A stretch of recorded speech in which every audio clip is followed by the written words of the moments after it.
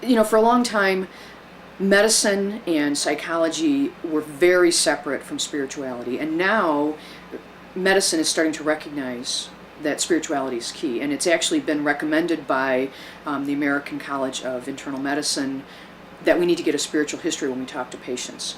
Psychology is starting to recognize the same thing. Psychiatry is recognizing the same thing. I encourage students and residents with whom I work to get a spiritual history from people, because it's one more strength in a person's life. When I talk to people and ask them about spiritual experiences or religion or going to church or having been raised in church, they have some definite opinions. Rarely do I meet a person who's had no experience. Now, oftentimes their experience is bad, but we can build on that. We can turn that around and have it work for them. But the connection, I think, people, I think, now seek out psychology, psychiatry in the way that 25 years ago they used to seek out a minister, a rabbi, a priest, and now they turn to psychiatry. And I think it's our turn to turn it back and say, what about spiritual foundations? What about inner core? What about inner beliefs? So I think they go hand in hand. They have to.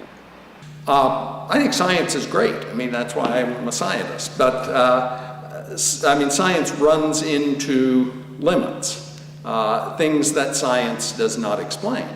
Now, some of these are things that science just hasn't explained yet. And that's, we shouldn't try to say, well, we have to have God in order to explain that. But science in particular does not tell us anything about purpose or meaning of life. And if you're content with that, if you're willing to say, well, okay, there is no basic purpose to life, and I'll just make up a purpose for my own life, okay, you're not going to be worried by that. But if in fact you believe there is some fundamental purpose to things, then science is simply not going to give you that. Einstein was one of those people who was very scientific, but was also very, in his own way, devout.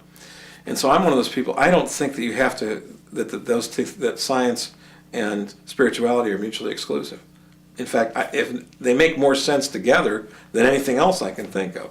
Carl Sagan, who did some fabulous productions on the cosmos, explained that he's an atheist, and at the same time, when he investigates the universe and the cosmos, he's struck by a sense of wonder and awe. And this is what I would call a transcendent awareness of reality.